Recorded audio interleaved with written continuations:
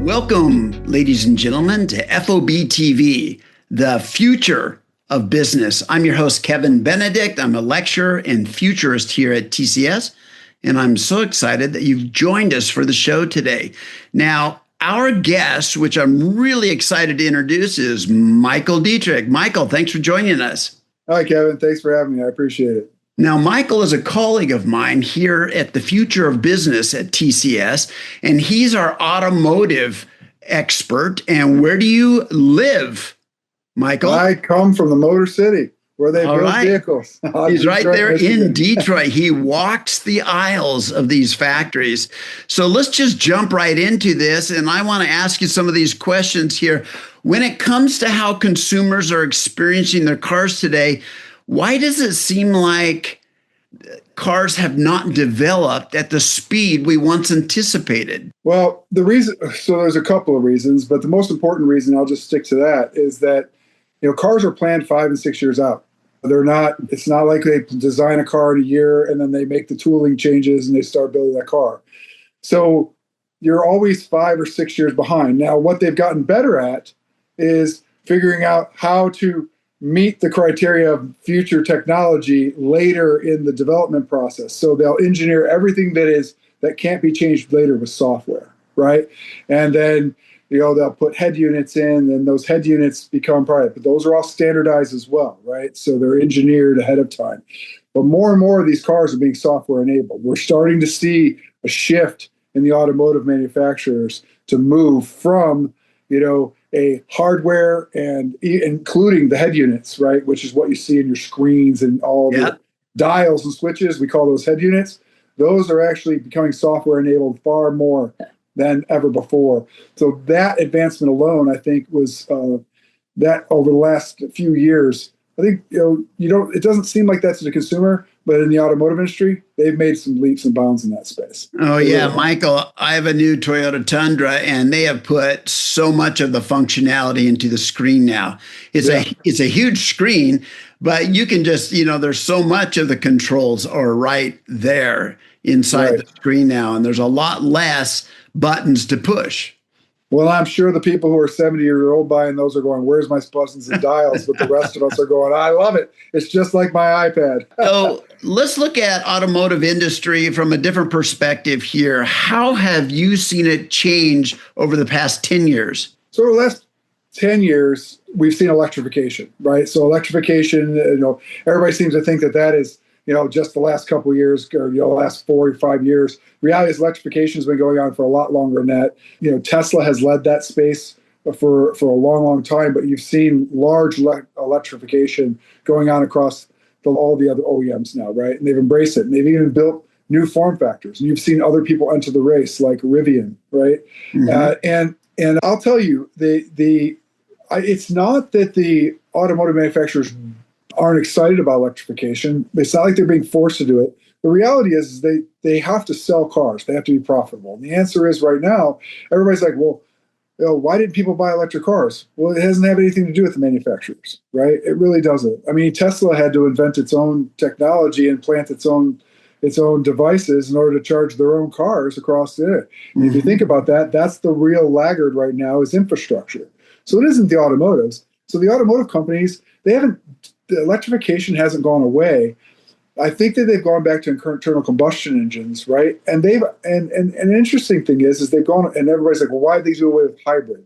Well, hybrid's not gone, but it doesn't make any sense to do that when you're trying to move all the way to electrification. If the infrastructure changes and you move to electrification, those two things, right, scissoring back and forth over the last 10 years has slowed the progression of automotive going forward, right? Think about it.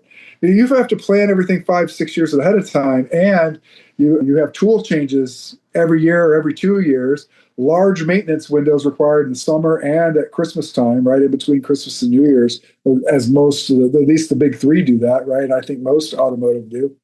The answer is there's only so much time to make change.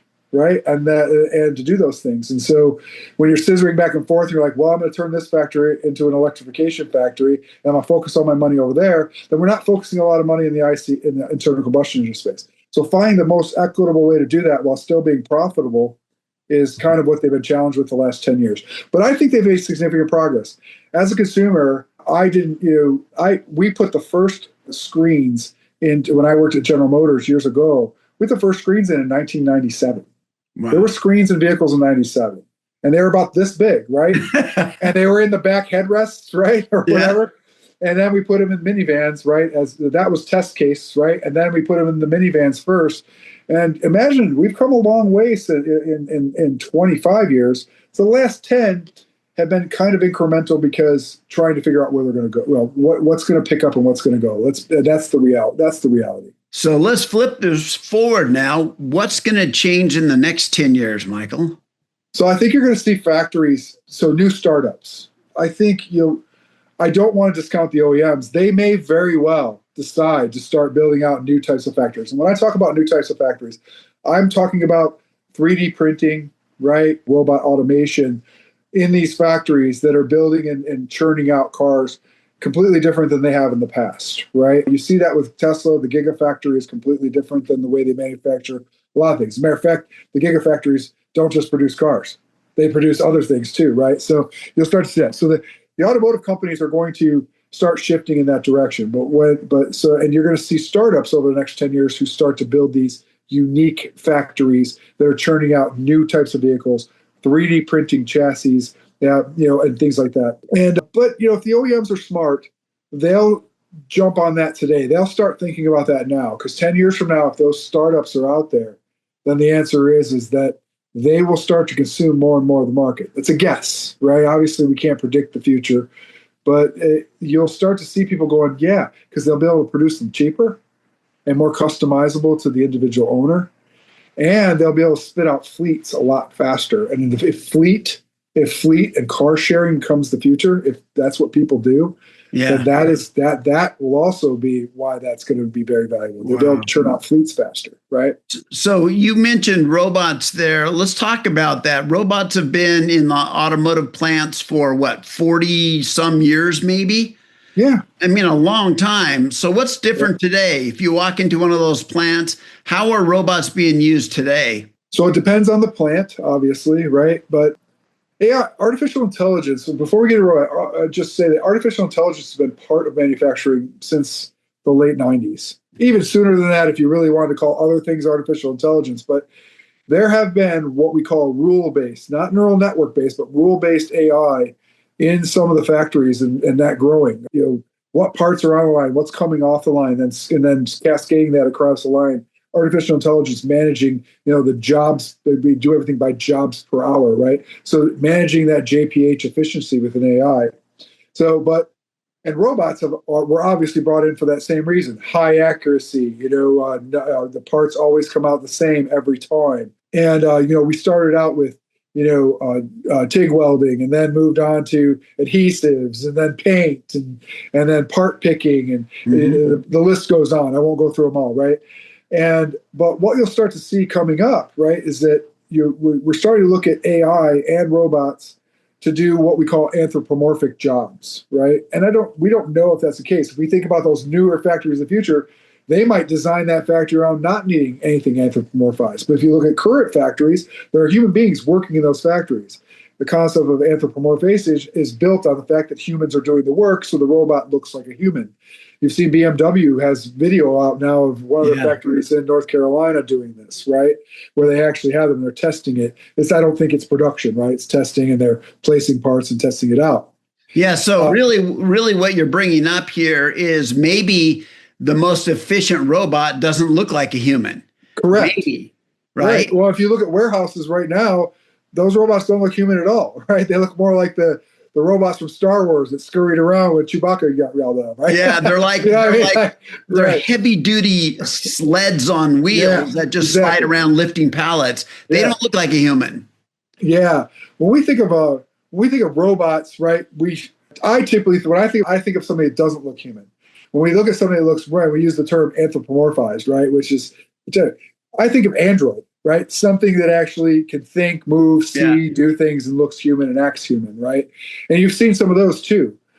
The problem with those, though, that I'd like to bring up is the other issue is why you might not do that is the intricacy of the limbs, the joints, everything, the cost to produce those, the materials required to make them strong, to make them maintenance free, drive cost up and make humans still cheaper, right? So when you look at that from that perspective, if we start to see that turn over, and you see it, then that will change it. But I think that's why I think the race is going to be on between new factory concepts, right, in building cars in new ways, right, using the new things in new ways to build cars, versus the ability to take and reduce the cost of robots to replace humans. And I'm not looking to replace humans. I'm just talking about the future, right? It's just the reality that this will happen if it gets cheaper to use robots. Yeah. Right. So, I mean, it is an interesting notion to think about. The only reason you would create a robot that looks and acts like a human is if that was the optimal,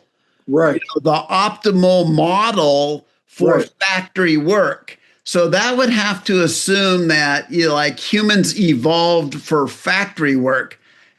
That's highly unlikely. Right.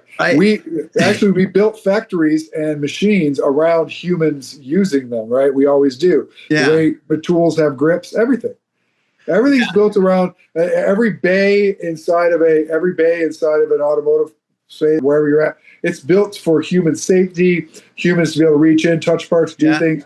It's all built around the human. The human isn't altered to do that. The interesting thing about humans is we can't upgrade our hardware, but we can't upgrade our software. The great thing about robots is they can upgrade their hardware and their software. So when you think about it that way, that's the other thing is that we look at it from that perspective. You could design things around a robot, but what I think is more likely, you'll design the robot around what you want to do.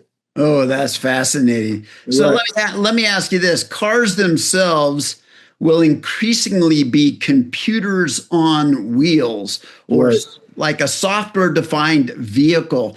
How will that change the way automobile manufacturers design and build automobiles? So that shift is already going on. I think the engineers at the automotive companies realize, there's no more, as I said, there's no more hardware in the head units, that's dictating the outcomes, right? It's all software enabled now. Obviously, it still has to plug into the bus of the car, but the answer is that once that's done, everything's pretty much software at that point. So I think the understanding that that's where it's headed. Well, we have interesting ideas and talk to automotive executives and engineers about the idea of, letting go of the wheel. What happens to the person in the car? Building windows that are augmented reality when you're taking trips. Being able to look through the window, zoom in, snap pictures right from the window. Being able to turn the front seats around so it's for people and play cards or anything, right? All those types of things. Those are actually on design desks today. Those concepts are already there. They've thought about it, right? And the reality is that, the future isn't as far away as we think. It's only as far away as the physical world will allow us to design for and build it, right? And that's kind of the space that the automotive groups find themselves in, is that they have grand ideas and they have things that they know they could do that would be valuable, but the world around them has to shape around it. And there's going to have to come some type of convergence of all these different things like smart cities and smart roads and car networks, Internet of Vehicles, all to come together to make that all possible. But I do agree with you, Kevin. The windows will have heads up, the windshield might have a heads up display. We actually had a rotoscoping screen way back that we prototyped that came up out of the dash, before we had the head units. They would come up so somebody could do some work while they were off, right? So there are all kinds of prototyping ideas that came along that led to this. Web TV. If you don't remember Web TV from the 90s, right, which kind of Web TV, the internet right on your TV, right, was the concept. Putting those in cars, or the auto PC, right, from Clarion, right. So there have been concepts, right, and we've improved on those. And if you think over the last 25 years, not just the last 10, you look back then and you're like, oh my God, I didn't understand how I'd plug a Palm Pilot into a car. Today, our car runs off of our phone. Yes. Right? Interesting. Think about that for a second, right? So, and they have enabled that. And that requires partnerships, right? Partnerships they're willing to make.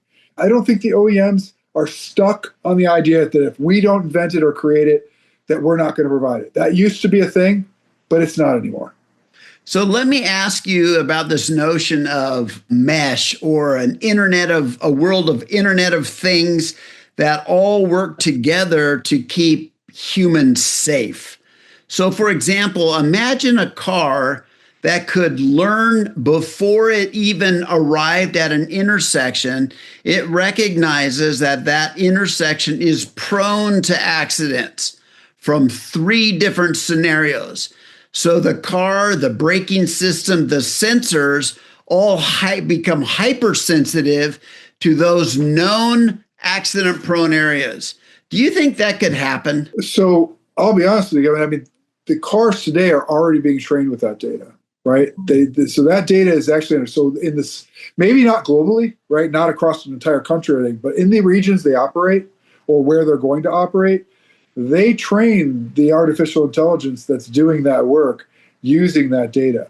They even test unique sequences like a Roadrunner Bugs Bunny type thing, where they'll actually try to fool the car into thinking there's more road ahead, which cars have failed on. And they still do, right? And then like they have to go back to the drawing board and say, wow, it's easy to fool it. And it's like, well, then we'll stick LiDAR on it. Well, all LiDAR is going to say there's an object in front of you, but the visual piece of the car is going to say, but it still looks like a road. And it gets confused. Then what do AIs do when it's confused? They hallucinate. Yeah. Right? So it's those type of things that they're working through. But I will tell you that the autonomous vehicle is extremely safe today, right? It's much safer than it used to be. But yeah, because they do use that data. And they are looking for other data, right? They want to consume data about how actual human beings use the cars and plug that in too, right? So they've tapped into insurance companies because I know you know that insurance companies actually, if people can opt in, that they monitor the vehicle's speeds, where they're at, and everything as part of lowering their insurance rate. Well, that's data that's sold to these autonomous companies too, so they use that as well. So there's a massive amount of training data going on there. There's no doubt that they're using that to try and improve. Otherwise, I don't think we would see the improvement we've seen, right? It would still having these issues. So let's jump ahead 10 years. Let me have you put on your futurist hat, Michael. Yep. If we look at a factory, an automobile manufacturing facility, how is it going to look different, sound different, feel different, smell different than it does today? Yeah, so let's focus on the big factories first, right? Because the ones that exist today, because the way cars are designed, the cars designed in 4 years will still be on the drawing board 10 years, will be looking to be implemented 10 years from now, right? So they'll be very similar. But what you will see is that they will software enable those vehicles, right? Much more heavily, all the way as far as they can go. But I've talked to a lot of executives about, how far they're willing to go. And we think about autonomous in those 10 years. Every single one that I've spoken to said we're never going to see level 4 or level 5 automation. Level 5, for those who don't know, is when you take the steering wheel and the brakes out of the vehicle, right? The gas pedal, everything. No human touch. Everything's push the button and go. They don't think that those will ever come out. There will always be a reason to have them in there. I think a lot of us might disagree. 20 years from now, 10 years might be pushing it, right? And that comes back to an adoption question you've asked me in the past, which is, how fast are people adopting that particular idea? I was at Mobile World Congress in Barcelona a few years ago, and I asked everybody in the audience, 150 people, only 2 raised their hand when I said, would you take an automotive vehicle to go home to your hotel after this session? So, but today I think that would be very different. We're seeing a lot of adoption. Anyways, that covers that kind of area of those, right? Just more software as we go through, more software-enabled vehicles. That'll even become more true with electrification. And the one thing I didn't say about electrification earlier that I think that we'll see why electrification will take off more in the next 10 years, you'll see more of that, is the invention of solid-state batteries. The solid-state battery, if that really does happen and we start to see that, it's going to be cost-effective, longer battery life, longer run times. It's going to blow everything we've got on these sleds today away, right? At least that's the promise. If we realize that promise, that'll change everything. So we have to keep that in mind when we think about where we'll be 10 years from now.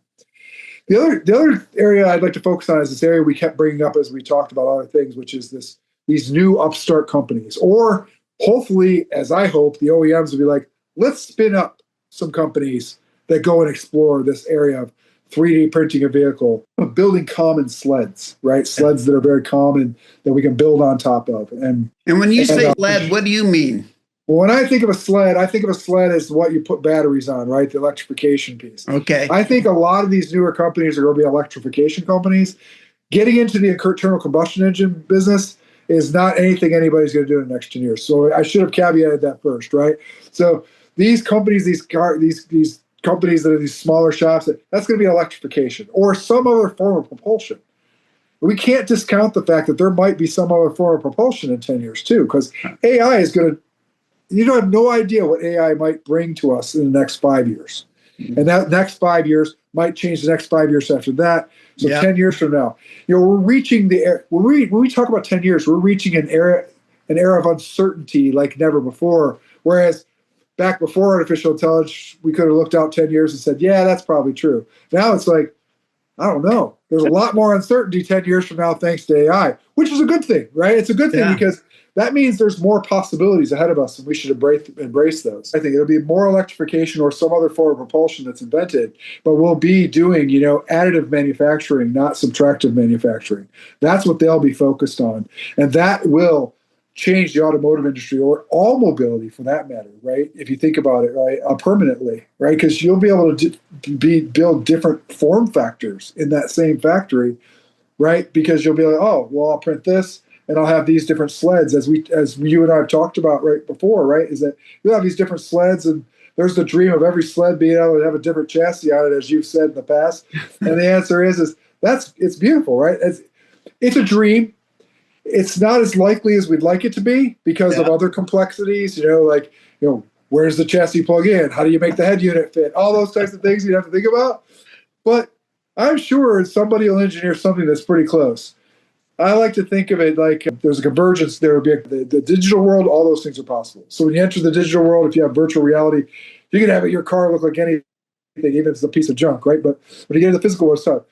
I think what these companies will build is what I like to term phygital vehicles.